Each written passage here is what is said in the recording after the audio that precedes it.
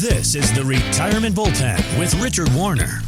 The team at Warner Financial Solutions want to help you feel confident about your retirement, no matter where you stand.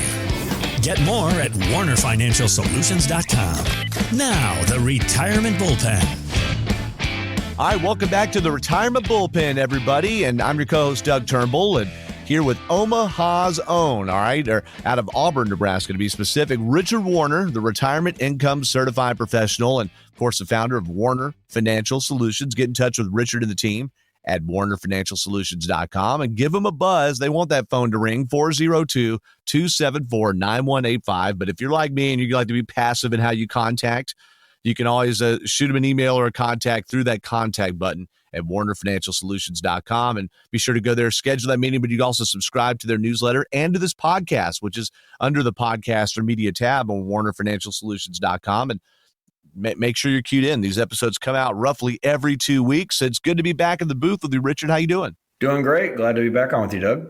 It's good to be on with you. Hey, bullpen's top of mind for me today. I just want to tell you, because my hometown, I'm based out of Atlanta, all right? Mm-hmm. My hometown Atlanta Braves signed a Braves legend to a minor league contract, Craig Kimbrell.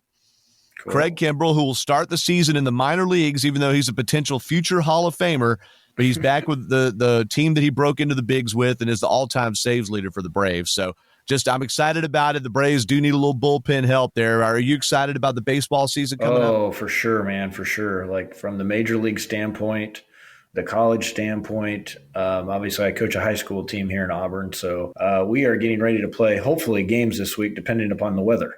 So obviously we get some crazy weather right now, but it should be in and out quickly and shouldn't disrupt too much of the baseball season. So. And here in Georgia, high school baseball is well underway. Do they have to wait in Nebraska because of the frozen tundra, or? That's part of it, I would think. March 20th is when we can begin playing games. March 3rd is when we could begin practicing this year. So we've been practicing for 2.5 weeks, but games are supposed to start tomorrow, actually. We'll see. Okay. We'll see if that actually happens, though. It depends upon what hits today. Yeah, no kidding. The weather is so rough in March all over the country there, and things can be unpredictable. And even when you don't have weather, things can get messed up by weather, so to speak. And you had a mission trip we talked about in our last episodes here, which, by the way, our last 2 shows were about RMDs and just explaining what Roth IRAs are. So check those out, Apple, Spotify, and the media section of warnerfinancialsolutions.com. But you had a mission trip planned, and then it got torpedoed because of phantom weather and threading the needle with scheduling. Yes. Yeah, pretty much. I won't bore you with the story because that'll take up all our time. But yeah, it got canceled. We got to the airport, and it just didn't end up happening. It was too cold. We'll say that. Too cold and sunny that day for the airlines.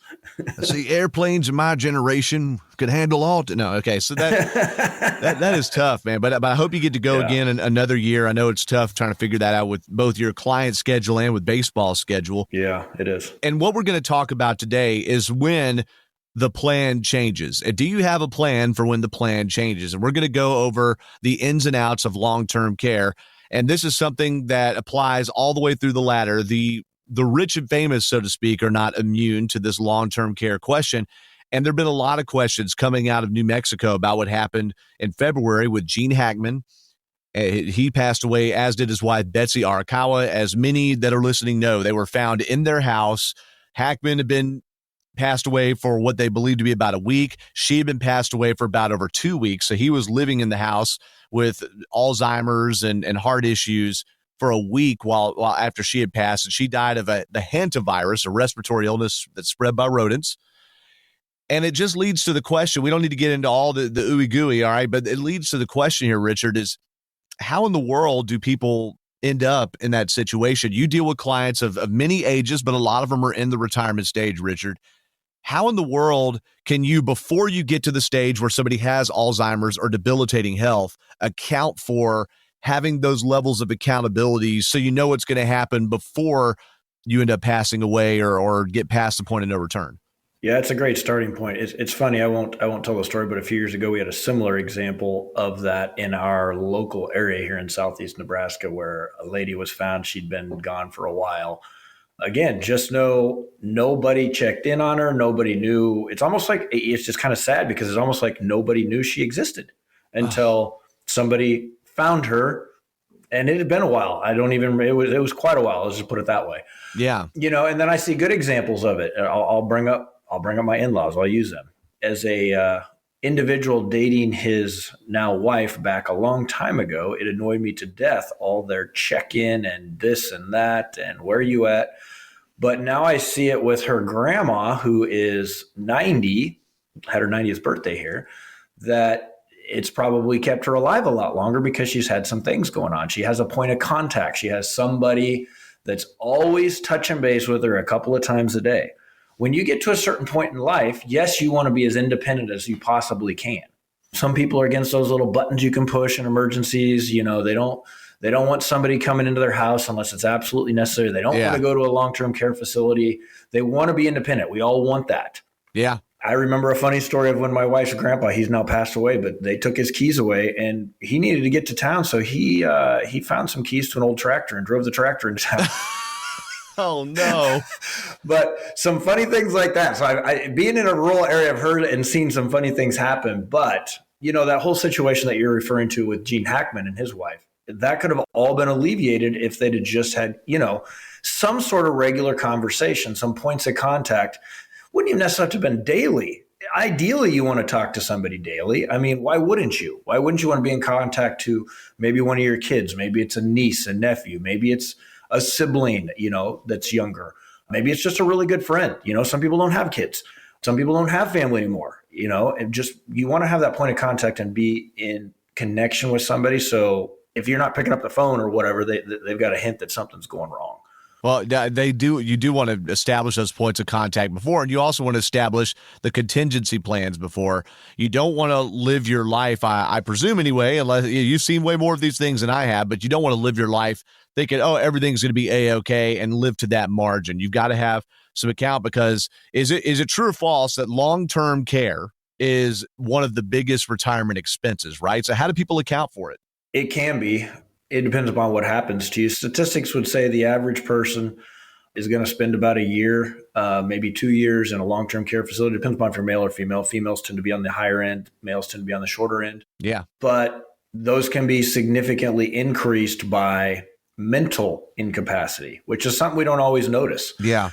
Doug, people don't like to talk about this. People don't like to think about it. People don't like to plan for it because just like any kind of accident in life, that's how we look at it. We feel like that's never going to happen to us. But 1 in 2 people, when I'm talking to a couple, statistics would say one of you is going to end up with some sort of long-term care need. So the first step is you got to accept the fact that you may need it at some point. Then you've got to understand what it's going to cost. How are you going to pay for that? A lot of people assume the state's going to step in and all that sort of thing. And yeah, the state Medicaid will step in and pay your bill if you have nothing left, essentially. Yeah. Without getting into too legal terms here, but essentially that's where you've got to be. You've got to have almost nothing left from an asset standpoint. So if you have substantial properties, land, finances, investments, what have you, the state's not going to step in and pay your bill.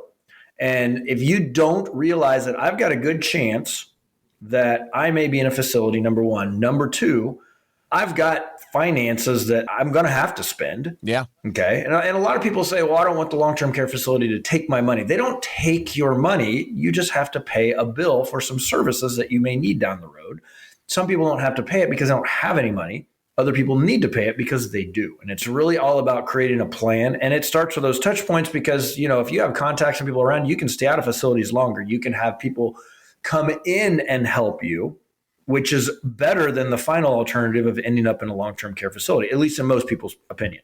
Sure. So whether somebody comes into your home or you do have to, the collective you has to live somewhere else, how do people pay for it then? Before we sell all the house and everything and end up on Medicaid, there are plans to put in place and even ways to kind of take small bites at it over longer periods of time, right? So yeah. What are the main ways and what are the differences and the pros and cons of those? So most people think of traditional long-term care insurance, which in today's world is really difficult to get. It's really expensive. There are very few options. There are short-term insurance plans. There are accident plans. There are programs designed around home health care.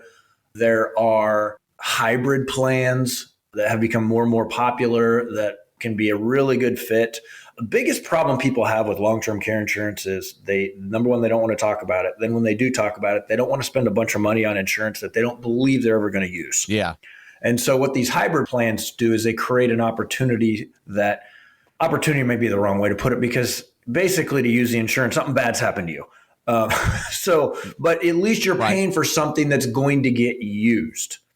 And so what the hybrid plans allow us to do is set up a plan that will pay your home health care, that will pay your assisted living, that will pay your long-term care, or at least a portion of it. Sure. But if you never use it, the funds then get utilized in another way. They could go to a beneficiary. They could go to your spouse, what have you. So in the end, you don't pay a premium to an insurance company for nothing. That's one of the more popular ways with people that have a lot of assets, people that don't have quite as much but still want something in place. You can look at some of those things I just mentioned, like just something designed for home health care to be able to pay so somebody can come into your house. They're very cost effective, and they allow somebody to come into your house, which could extend your ability to stay out of a place for years and years and years and years. Oh, yeah, and that's a really great thing. And I've had family members that have wanted to stay in their homes and ended up doing so to a point where it became to their detriment, but nonetheless, it still worked out for a while anyway. Now, you mentioned the hybrid plan. Is that different than if someone had a rider on the end of, say, an annuity or a life insurance policy? Because I know that's another way people can account for this big expense. So when I talk hybrid, I'm specifically talking where you utilize a life insurance policy to do multiple things. Okay. You can actually tie on riders to annuities as well. So people that have accounts can build into those accounts. And I've had some clients that have gone this approach as well, where they build into those accounts where they get an insurance benefit off their money towards long-term care if they would qualify for it. So that can also be a fit. The nice thing about that particular method is if you're already in poor health, when you decide, hey, I need a plan, you can still create a plan with that, where the hybrid plans, the long-term care insurance, a lot of those require at least some sort of reasonable health, where some people, by the time they decide to make this plan, they can't qualify for that anymore. So that's kind of another option that you can look into that can actually create a lot of benefit for you to create some extra funds to pay for those bills. For sure. And then if you add a rider to life insurance or to annuities, does that make the costs or the fees for those things higher? I mean, I'm assuming you're getting more service, or do you get less benefit that comes out of it? What is the cost to someone for adding a rider versus going to a full-blown long-term care insurance plan?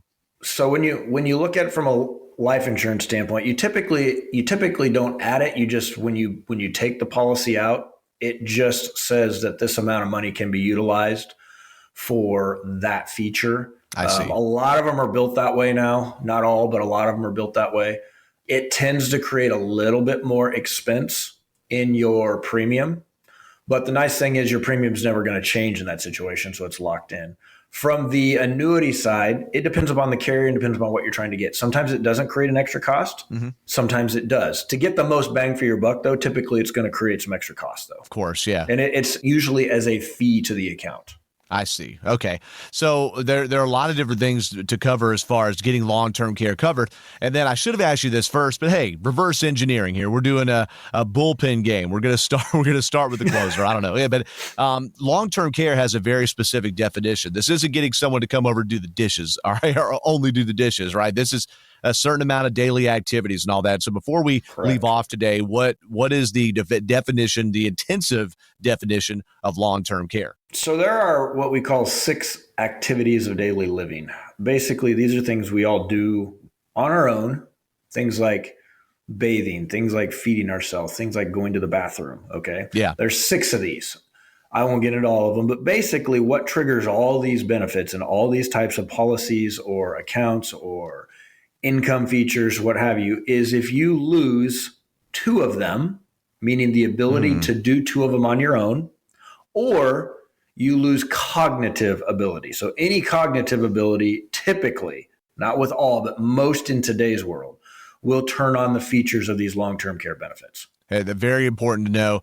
Cognitive is something that is, I think anyway, and you've seen a lot more than I have, Richard, the hardest one to quantify. We know if we can get in and out of bed or put on our clothes or not, but it's when someone is just kind of getting hazy. or fuzzy. And you don't want somebody to be, you don't want a loved one of yours or you yourself to be in a situation where you're past the point of being able to make this decision. So whether someone's trying to be proactive for themselves or they think, man, I need to have a conversation with an advisor to figure out how to do this for my parents, whatever it is, how do they start that conversation with you, Richard, at Warner Financial Solutions? Just give us a call, set up a time. We will sit down with you. If it's for you, for maybe your parents, maybe a sibling, friend, what have you. It's just an open conversation. And again, I know it's not something people like to talk about. It's just not something. I think people today are getting more and more open to the conversation. Sure. But it's just very simply a conversation to figure out, first off, do you need this? If you don't have any assets to protect, it's not something you really probably want to worry about. It does give you more options, but if you don't have a way to pay for it and don't have anything to protect, it's kind of like you don't have homeowners insurance unless you have a home. If you're renting, you don't have homeowners insurance. Same concept. If you don't have some sort of assets to protect, it's not really worth starting the conversation. But if you have some assets to protect, it could save you a lot of money down the road to have this conversation. So just give us a call. There's something we can do on the phone, something we can do in a Zoom. It's something we can do face-to-face. We can come to your home and sit down and chat with you. Whatever's most convenient for you. Much like a lot of these plans, you are versatile too, Richard. All right. We make it happen the way that people want. And by the way, everybody's situation is unique. And we talk about that with any of this financial retirement advice.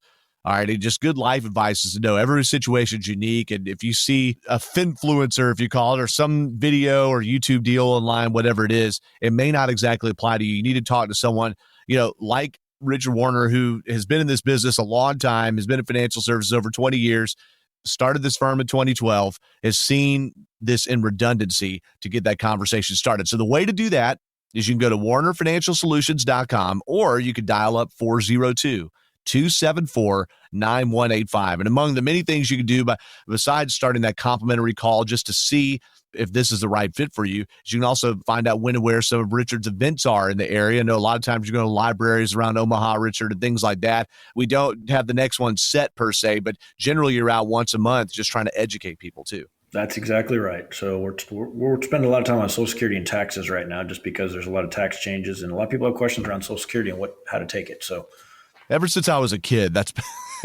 remember watching the news like a 10-year-old going, wow, Social Security is going to die. Yeah. So be sure to talk to Richard and the team there. And again, that number 402-274-9185 or go to warnerfinancialsolutions.com. Well, Richard, I know this is a sensitive topic. It's a dark topic to a lot of people, but it's an important one. So thanks for spending the time here. It is. Yeah. Appreciate your time, Doug. Yeah. Thank you very much. The pleasure's mine. So thankful to all of you all listening in here to the Retirement Bullpen and to our producer, Brandon Benefield, who gets this thing stitched together like a nice new glove.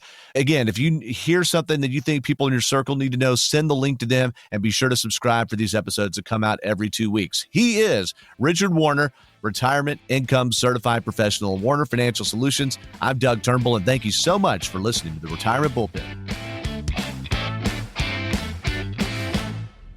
Insurance products are offered to the insurance business Warner Financial. Warner Financial is also an investment advisory practice that offers products and services through Impact Partnership Wealth, LLC, IPW, a registered investment advisor. IPW does not offer insurance products. The insurance products offered by Warner Financial are not subject to investment advisor requirements. NPN number 7617022. Investing involves risk, including the potential loss of principal. Any references to protection, safety, or lifetime income generally refer to fixed insurance products, never securities or investments. Insurance guarantees are backed by the financial strength and claims-paying abilities of the issuing carrier. This podcast is intended for informational purposes only. It is not intended to be used as the sole basis for financial decisions, nor should it be considered as advice designed to meet the particular needs of an individual situation. Warner Financial is not permitted to offer, and no statement made during this show shall constitute tax or legal advice. Our firm is not affiliated with or endorsed by the U.S. government or any governmental agency. The information and opinions contained herein provided by third parties have been obtained from sources believed to be reliable, but accuracy and completeness cannot be guaranteed by Warner Financial.